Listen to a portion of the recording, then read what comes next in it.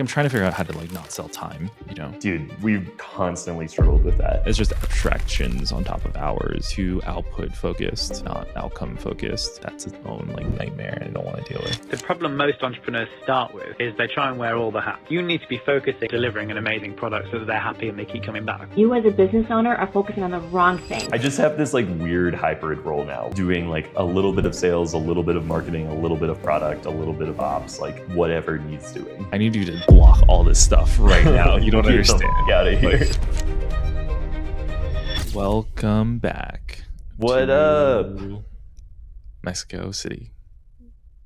I can never remember how to say like good to see you. I think it's like mucho gusto verte, or like con gusto.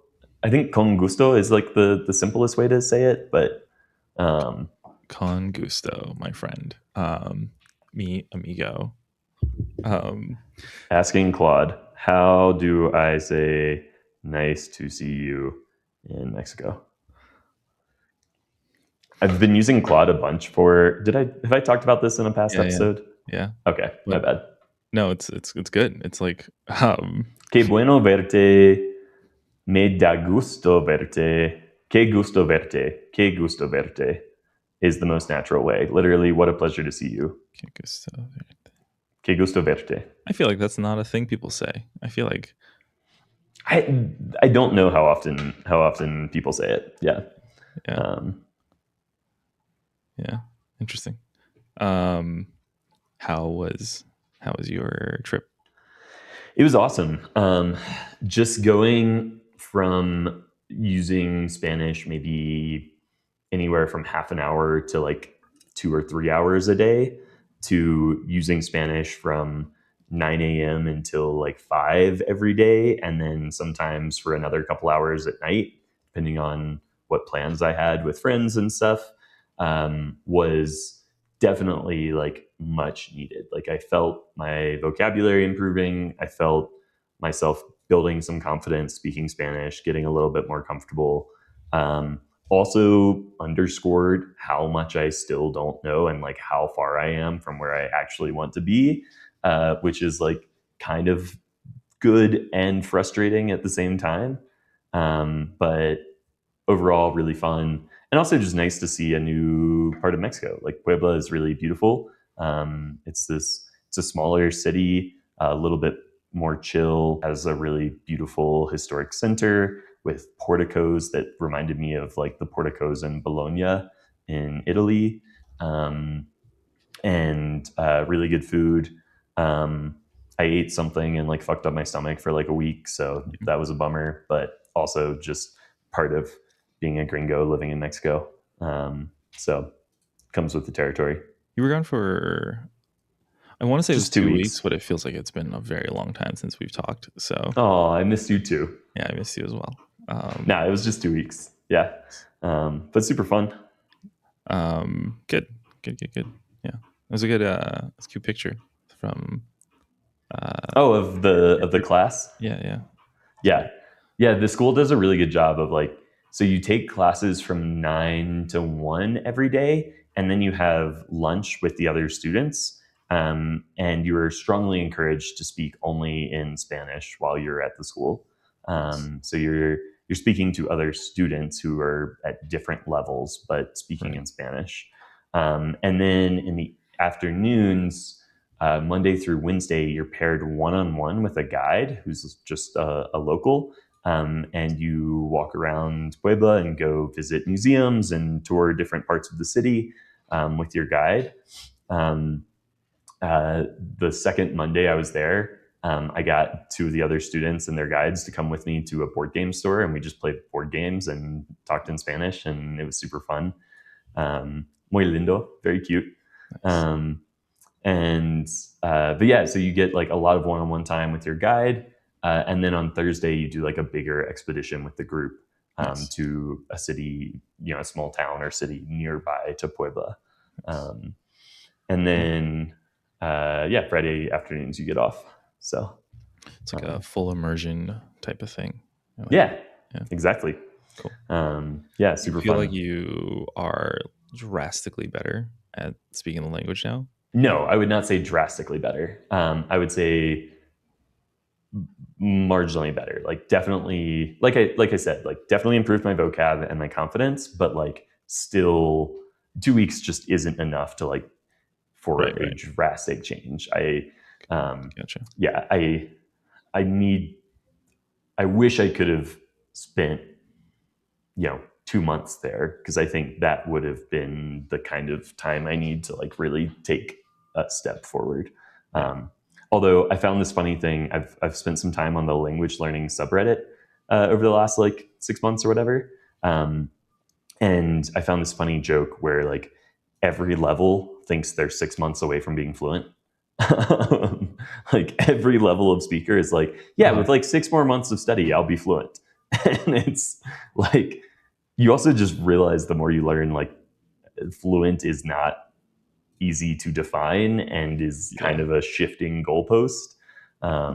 There's like true native speaker fluency, and then there's like, understanding scientific terms. And so like, I think my goal is just conversational fluency, like be able to meet people who speak with a slightly different accent and not panic and like be able to like hang out in a crowd of like locals and like carry a conversation without being super stressed, or watch a movie in Spanish and understand it without subtitles. My brain's going into like, I forget what it's called, but there's like I don't know if this is for like all languages, but like there's something like, from what I understand, with like Japanese, there's like an N1 or N2. Yeah. Is that just like a language proficiency thing in general? Yeah, I think so.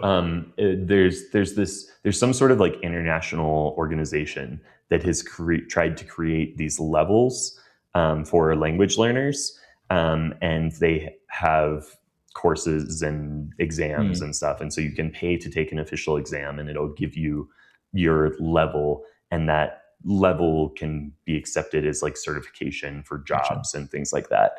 And so it's like beginner is like A1, A2. Intermediate is like B1, B2. Advanced is like C1, C2. And then I think beyond that, it's like native. It might be like N1, N2, or like just native or something. I'm not sure. Gotcha. I took like a free online exam and I was B1, which kind of makes sense. It's like just beyond beginner, but still like can carry a conversation in the right conditions with the right person, but like still not anywhere near fluent. Right. I think it also is one of those things where it's not like a linear scale. So like getting to B1 doesn't take, like it can take way more time to get from B1 to B2 than it takes to get from like A1 to B1. Totally. Yeah. I mean, I feel like especially like as you become able to exist in a society with it, even if it's not like perfect fluency, it like continues to like stagger. Yeah, but cool, nice. I'll ask you again in 6 months, and then we'll that'll be interesting. 6 months from now I will have been here for 10 months, so like hopefully by then I'm getting more confident and comfortable. I feel like my friends who have been here for like I have a friend who's been here for 4 years, and he also spoke French already because he is half French or something. Right. So that helps for sure. But he speaks what to me comes across as fluent. I'm sure he's not like native level speaker, but to me he seems fluent. He seems like totally comfortable speaking. And then like my teacher's boyfriend Tom, who I spent a bunch of time with last week, he's from Germany, has also lived here for like 4 years, and seems like kind of at that fluency, right? At like my definition of like conversational fluency level, right? So maybe 4 years would do it. Yeah, it's not that long. You blink in it and it happens. Cool. Did you work on MetaMonster stuff while you were there, or are you barely at all? Yeah. Going back and forth with lawyer on some legal paperwork we're trying to get signed. But like, Nice. my plan was to do a bunch of MetaMonster work. I told myself like, all right, you're going to take classes during the day, and then at night you'll have the nights free, and so you'll work on MetaMonster stuff. And my brain did not want to function after 9 hours of trying to speak in another language. Makes sense. I was just like completely brain dead every day when I got home. Makes sense. And then too, I ended up just like having more plans in the afternoon. And like my teacher at this point, we've talked to each other every week for almost 3 years. And so like we've now become good friends. And so like I hung out with her and her boyfriend and her family a bunch, and wanted to like take advantage of being in Puebla and getting to see them for the first time. So I ended up just like, it's more of a vacation than a workcation. I feel like it's good to like fully, you know, be in the immersive experience. Not like I feel like if you let yourself then do MetaMonster things, I feel like it impacts the later on, like the later days where like you start weighing the, you know. So I think it's good. So yeah, potentially, yeah. And I think I mentioned we have a third co-founder now. So like work kept happening while I was gone, which was great. She's absolutely crushing it. We like jokingly set a goal of 100 demos by the end of May. And then I was like, that's not realistic at all. Like the actual goal should be 30. She's already booked 25. So it's looking like 100 might be the actual goal. Showing you up. I love it. Massively, which is like exactly what we needed. Yeah. We needed someone who was much better at marketing than I was. Nice. So yeah, I feel like, you know, for years we've seen this pattern of like, if you pair a good product person with like a really good like subject matter expert with like industry connections, that's like sort of the recipe for success for a bootstrapped business. And so now with Austin and Jade, we have that, and then I'm just tagging along for the ride. Hell yeah! Listen, someone's gotta talk to the lawyers and all the others. I shipped a feature today. I shipped an update to our WordPress plugin, so we can now sync image alt text to WordPress. So that's pretty good. I just have this like weird hybrid role now where I'm like doing like a little bit of sales, a little bit of marketing, a little bit of product, a little bit of ops, like whatever needs doing. I mean, I think that's valuable too, for what it's worth. I think that's like, you know, I think like the team needs like a junior engineer.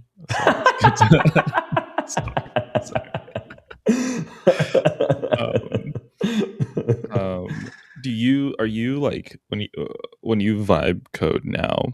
Are you like what is your like for me, right? When I'm building stuff, I don't look at the shit anymore. I'm just like only in like I will look at the dev instance, and then otherwise it looks good. Push that sucker up. I test things.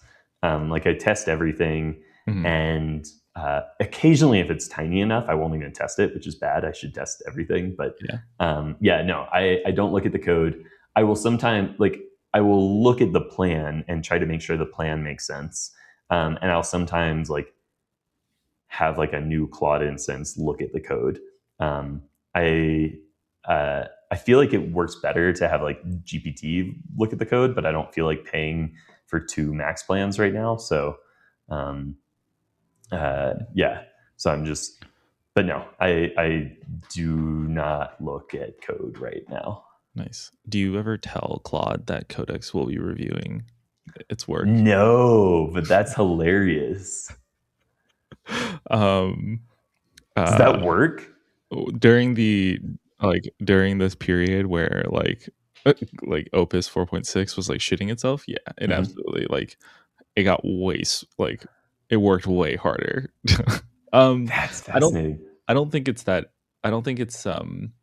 telling it specifically that it's Codex that it works harder. Like it's just like telling it that anyone's going to be reviewing its work. Yeah, like a senior, basically I think like a senior engineer. Like you can see the chain of thought is like, oh, like because my thing will be reviewed, I need to like make sure like I do XYZ things.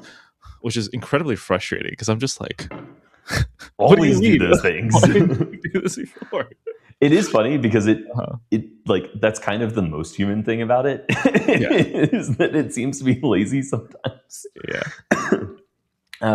One of my friends, I was catching up with Adam, who did some work with Miscreants. That Yeah.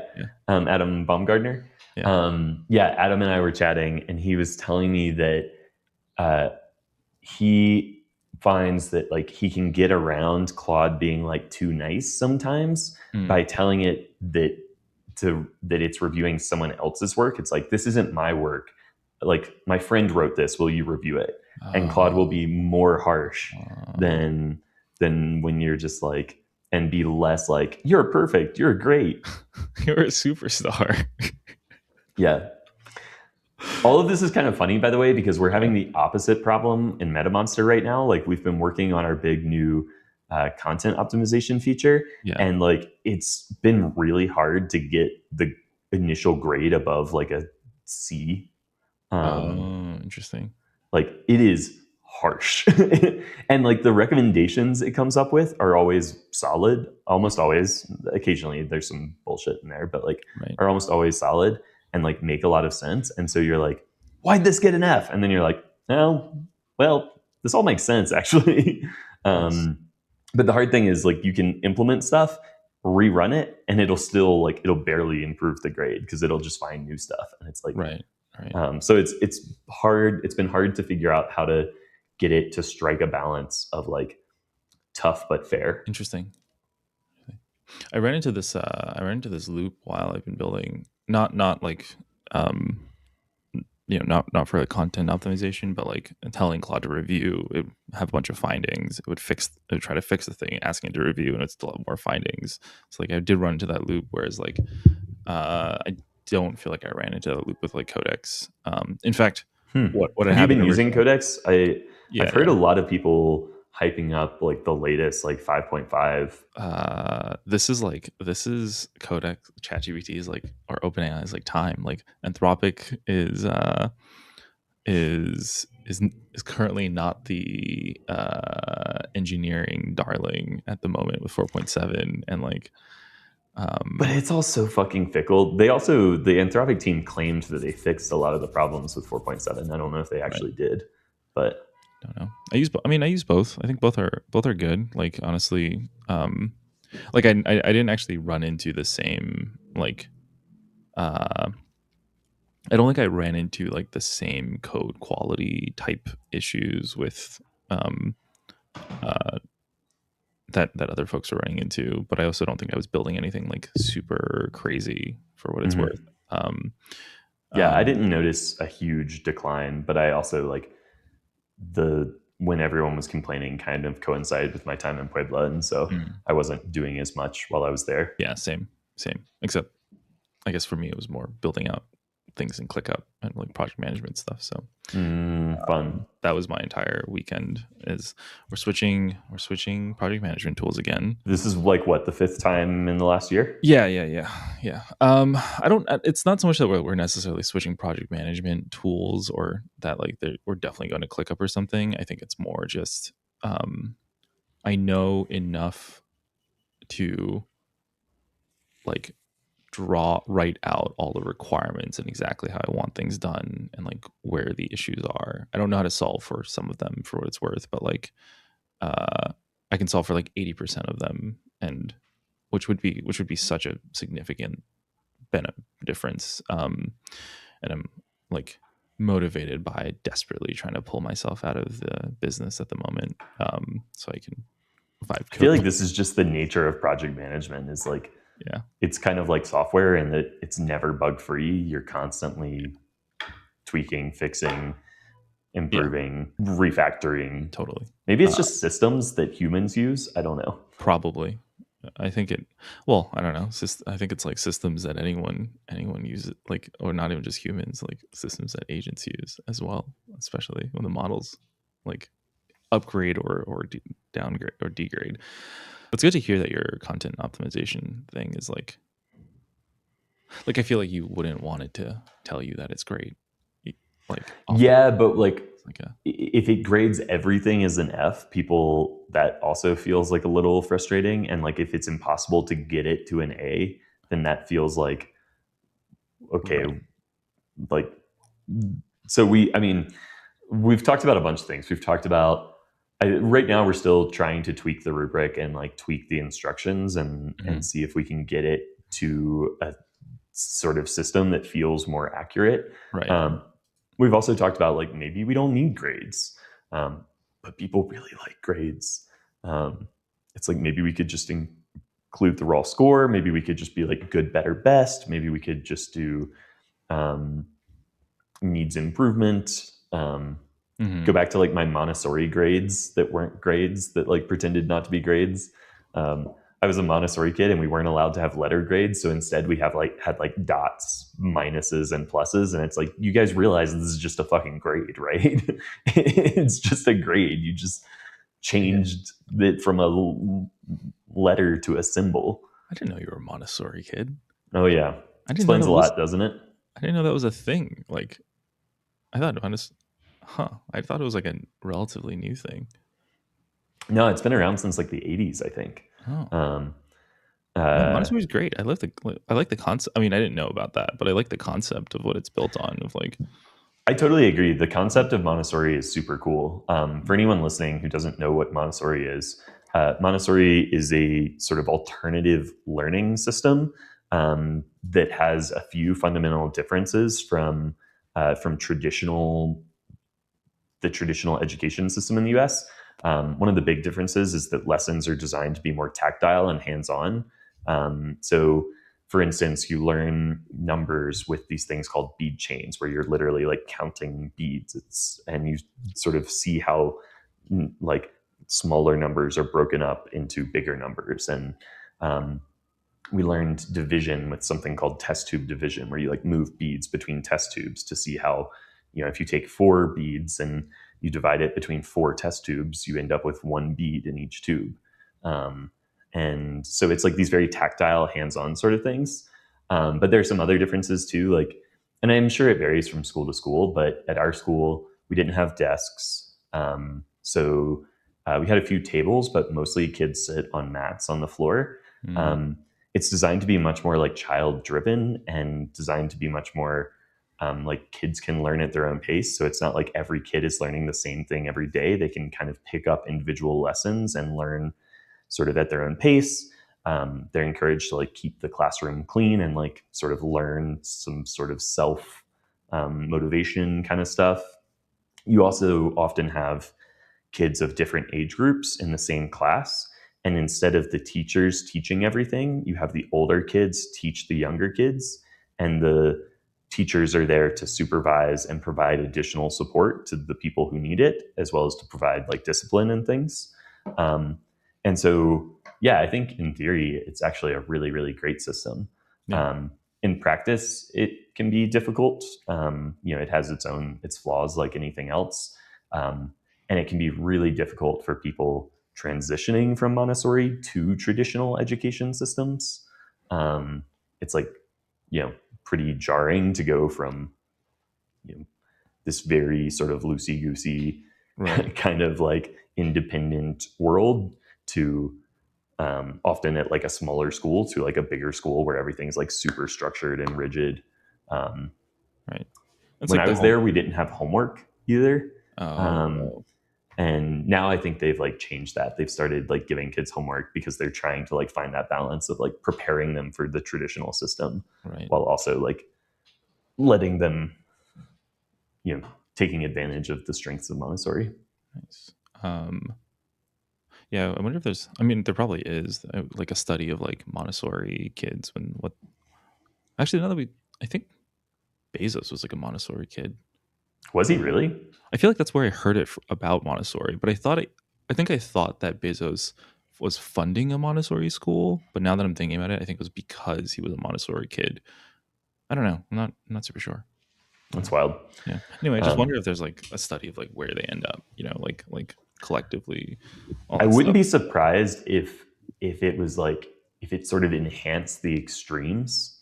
Because I feel like I knew a decent number of kids from my grade and like grades around me who really struggled later in life, because they felt kind of different. Like I said, they weren't like super used to the traditional system. They didn't learn some of, like, there's some benefit probably, as much as I hate it, to like just learning to jump through the hoops. Right.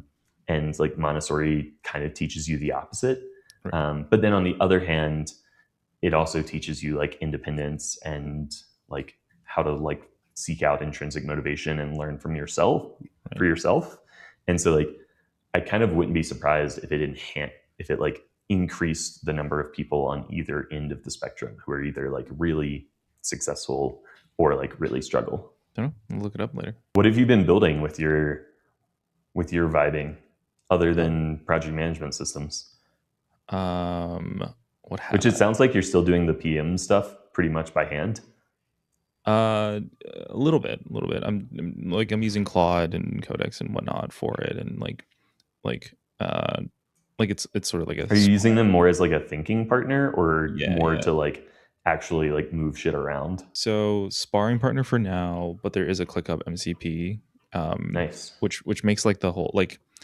So my goal is that like we can write SOPs just in like text form, or even like ideate with it, and then just like throw it, like just like hit the ClickUp MCP and like make tasks. And I think there's a lot of like other things around that I'm like because ClickUp has an MCP, like I have some thoughts about like time tracking that can actually be like way easier for everyone, because like if your calendar is synced to ClickUp, or it doesn't matter, right? There's the Google Calendar API, like you can like as long as you are like logging the fact that you are doing things in your calendar, even if you're like, hey, like gonna be busy, deep work, whatever, which is how I already use my calendar. It makes it very easy to just pull it down and then push it out to like whichever sort of platform and run that automatically. What else? Yeah, but for right now, mostly as a sparring partner, trying to figure out how to like reshape our retainers, trying to figure out like I really hate the way that we like currently do point like these like capacity, like I'm trying to figure out how to like not sell time, you know. Yeah. And that's Dude, we've constantly struggled with that. Yeah, you're doing points right now, right? So essentially credits almost. Yeah, it's just abstractions on top of hours, but so that no one gets punished for like working too fast or too slow. But even then, like I think it's just too output focused and not outcome focused. But the problem with like how do you do an outcome based payment if it's not like just on performance, and then that's its own like nightmare and I don't want to deal with. Yeah, the thing we always struggled with that is like value-based seems great in theory, but it's like figuring out it like works really well for certain services, but other services it's really, really hard to like derive like a true value metric for that you have sufficient control over to like really affect things. Because like you know, we like when we were a product design agency, like it doesn't matter how good your product is if you have shit marketing. And so like we couldn't rely on product growth metrics or something alone. I feel like the only people I've seen do it really well, where it feels like a really, really natural fit. I mean, you can go like project based where you're not like necessarily tying things to a value metric, but you're like quoting an amount that is more tied in the client's eyes to like the value they're getting out of things. But then at the end of the day, it's like deliverables still, but it's just not time based. It's like, so you can go that route, or I feel like advertising agencies that charge just like a percentage of ad spend are like kind of the closest, but even that's like not really a value metric, because like the value to the client isn't the ad spend. The argument there is obviously that like you're spending more only if you're successful, and so it's still imperfect. Also I was talking to my new head of, I guess, I'm going to call her my head of finance. Technically, she's my senior controller, but effectively my head of finance. We were jamming on like different ways to do this yesterday, and it's like I learned because she's had done it at a previous agency, like ad agency that does this like commission thing. It is a finance nightmare to like ad agent, like because ad agencies, I think traditionally, like you pay them your ad budget and they hold it in an account and then they spend it for you. Oh, I didn't know Because that. they're not going to front you. They're not going to front the money for you. But No, God they no. also need to like they want you to commit that spend, and it doesn't make sense for them to have this anyway. The point being is that like that is like hellish to become the steward of someone else's capital, but Yeah. and like requires a completely different like financial like setup for it, because it's effectively a liability, not a it's not revenue for you. Anyway, so it's a whole thing. But I've been building a lot of like small fun things, as you've seen my Manosphere map, the Manosphere. Where the fuck did this come from, dude? Okay, so like personally I've always had a huge interest in it, like as like a pure like anthropology study of like because I grew up with like this type of influence, right? And like not that I like fell deep into it, but like outskirts, right? Like hustle culture is related to it and all this sort of stuff. What's your like definition of the Manosphere? I don't know if I have like a definition, to be honest with you. I think the thing that is always super like interesting to me is just like male centered media and how it like becomes a pipeline to other things that go deeper and deeper, right? Like from sneaker botting all the way deep into like alt-right pipeline things, and like the creators and whatever that sort of are that float around this area. I think the interest is one often. I've had friends who like come out of relationship and like they go online and they start learning about all these things, and then like They get have, red like, pilled essentially. right, and I have like definitely have had like conversations before they like went too deep. It's like you like I need you to block all this stuff right now. You don't Get understand. the fuck out of here. Here's the blue pill. Come back. Like they start going right because like you grow up as an insecure guy, and then you start looking at like confidence things, and you start looking, and then you start learning about the game, and then like shit tests, and then like all this stuff, and then it gets you deeper and deeper into like Andrew Tateism. I think I've got a hypothesis I want to share in a second, but first, what did you actually build? Okay, so I took everything that I know about the Manosphere, dumped it into Claude, and like gave it like loose instructions about like what things to connect, and built like an entire graph of different subspaces that link like together. Essentially a topical ontology. Is ontology the right word? Like a topical similarity graph. Yeah. It's a graph of nodes, of like entry points, right? That are just like normal like hustle culture-y or whatever things, or like into like deeper and deeper, like more so the Manosphere type of stuff. I would say like Manosphere. Okay, to like define it, I think Manosphere content is a like media that's aimed at influencing men. I would say media that is aimed at influencing men towards the belief that men and women have fundamentally different roles in society. Yeah, That's probably where that lives at. And then I think everything before that are just like gateways into that, right? So I've been doing that. Or I did that. I made a quiz, made one of those like the BDSM test or like rice purity or whatever. So you can take like it. how Manosphere, how red pilled are you or something? Yeah, literally how red pilled are you, and it gives you like a little cute like astrology thing, and it also maps like your interests across all that stuff. It's like a like I think there's a How high do you score if you wanted to build a supplement on like a supplement tracking tool for like biohackers? I don't know, but I'll find out, I guess. I actually don't think I took the quiz for myself, or haven't like actually. Afraid of the results? No, it's just like if I can map all these things, don't I consume all this content anyway?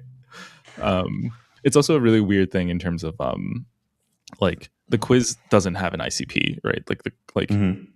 If you are actually deep into it, you don't take this quiz, because why would you like want to take the quiz and to tell you that what you're watching is bad? And if you don't consume any of this content, this quiz doesn't matter to you at all. So like why? But I think it's like a fun like joke thing. Yeah. I did that. Okay, so my hypothesis. Oh yeah, I feel like something I have noticed about people who are like deeply plugged into cybersecurity is that they're like not afraid to like look into the darkness and find it fascinating. Like I when I start seeing like Manosphere stuff, I'm not like, this is fascinating, I want to learn more. I'm like, gross, turn this off. I'm gonna go over to like a happier corner of the internet. But I feel like Andrew was like this too. Andrew Morris was like this, where it's like he was fascinated by the like really weird dark corners of the internet and wanted to like study them and understand them and like look deeply into them. And I think that like that is a trait that leads to being successful in the cybersecurity space. And I think there's like a strong overlap between that like wanting to understand the like kind of slimy underbelly of the internet and like being interested enough to like pursue cybersecurity at a professional level. I think that is very that's a good correlation. I think especially the people who are in like Intel, you know, like you like that makes a lot of sense, because there's a big difference between like someone who's working on who like just goes in through like the sort of help desk blue hat or blue team pipeline versus someone who is like in threat intel research, that side of things. Yeah, 100%. Yeah, actually, in fact, anyone I know who's in like Intel, like, right, because you like, how else would you know about the Telegram channels that like the kids are like, you know, pulling shit on and like like hacking companies on, or like how would True. Like, I guess it's kind of the job description of Intel to like just spend your time studying the underbelly of the internet. Yeah. And I think there's a good portion. It's like, oh yeah, that's kind of what I did as a kid anyway. So even people I know though who are like super leftist and like very like like, and a lot of the people I'm talking about are super leftist and yet are just like fascinated by the like this sort of dark side of the internet. Yeah, it's all a weird perversion we have, unfortunately. But yeah, anyway, I think okay, so what triggered me making this was also because at RSA, Ben had watched the Manosphere documentary, and then we were basically, all of our RSA was talking about the Manosphere because it's not something he's known about ever, right? And like I was just like dropping knowledge bombs on like, listen. Sean, were you red pilling your creative director? That's bad. That's not. It wasn't telling him that it was good. Bad, Sean. Bad. You're right. Anyway, we'll be dropping our course on this podcast.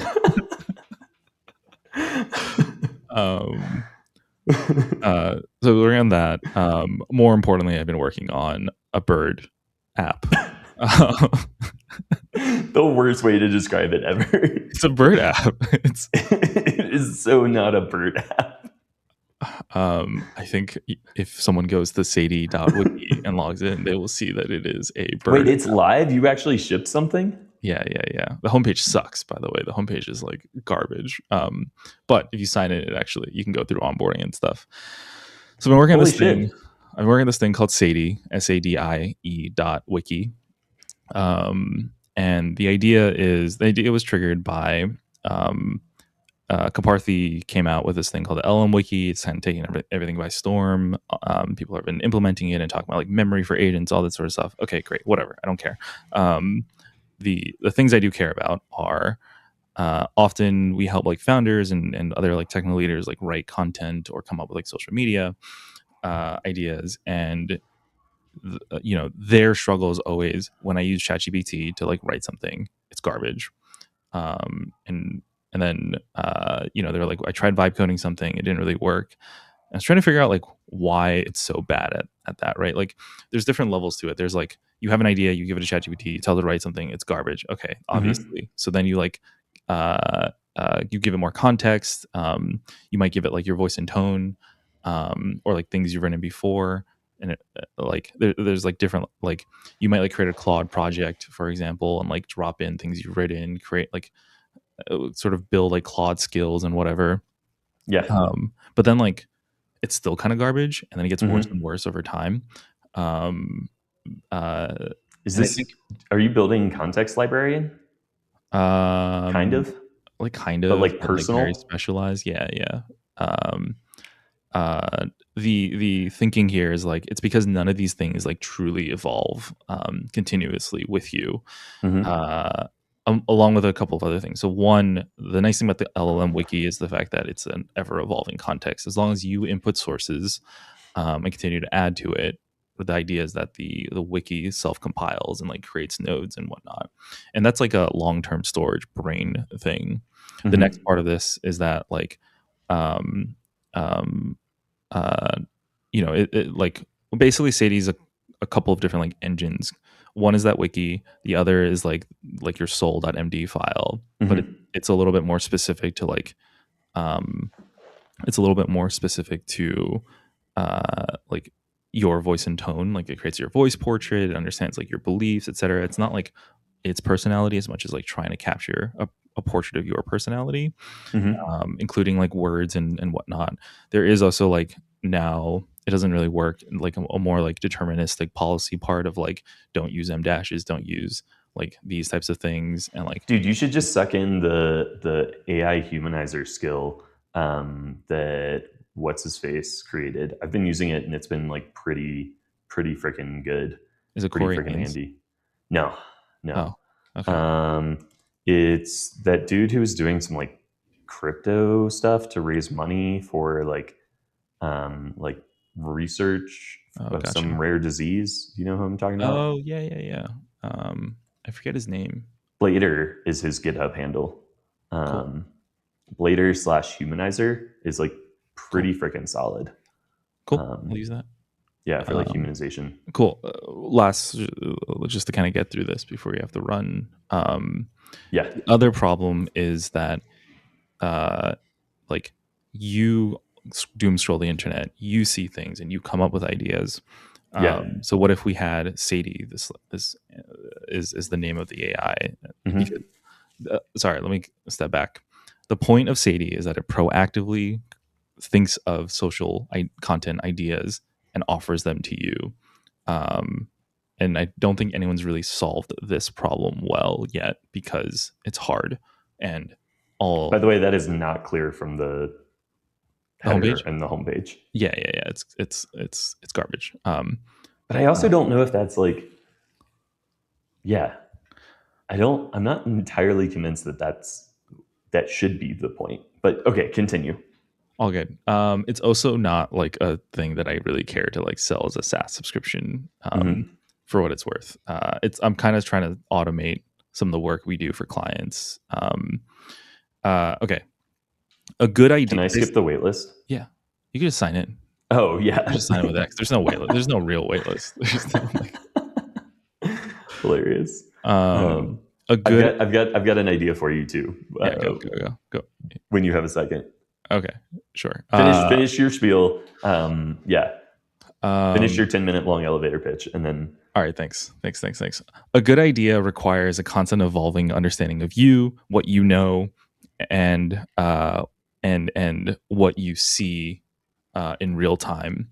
And preferably, if we want an AI to proactively do it, it should do a couple things. It should, one, see it before you do, so you can add feeds for it to track, whether it's like newsletters or whatever, or X or whatever sort of thing.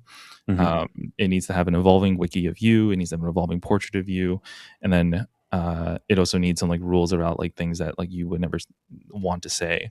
But the extra layer on top of it is that what Sadie now does is also based on like and then the other thing is like it has like some like very lightweight like reinforced learning implementation, which is basically every single day when it gives you 3 ideas, you say if it's good or bad, and if it's good and you write things with it and publish something in like the studio writer, it knows that that's like a really good idea that it gave you versus you telling it's bad, so it reweights itself. The other last 2 parts of it is that, one, Sadie also self-evolves as an agent. It like every once in a while when it has more and more content, it changes its own like internal prompts and weights, and you can like step back by yourself. Like if you didn't like Sadie 4.7, you can go to Sadie 4.6 or whatever, and like lock it if it's not evolving in the right way. And then finally, the thing I just pushed is that Sadie needs to know more about a topic that you're interested in more than you do. So what it does is that if it notices that you think about something, it'll just like do its own research and add it to its own library every single day. And then the very last part is that like depending, like you change as a person over time, and like you have different beliefs, so it like knows to decay certain parts of the context, to like not have it as important. So anyway, that's the whole thing. It's just a personal idea bird. Personal idea bird is like a hilarious description. Sadie, it's called Sadie because if you rearrange ideas, it's Sadie. Oh, that's very clever. Thanks. I like that. I like that a lot. Thanks. Okay, so my idea for you, I just saw on Twitter Spigford talking about some system he's been playing around with one of his personal agents, where he has his personal agent just like ask him a random question every day. And like he was like, that's been more useful at like building up context than anything else I've done. And so like if there was a way for Sadie to like ping you in Slack or something or shoot you a WhatsApp message or whatever, and just be like, you know, get to know you, like not what's your favorite color, but like tell me something about your life. Right. No, that's smart. Could be interesting. I will add that. I am trying to add a feature where you can text Sadie because I want it.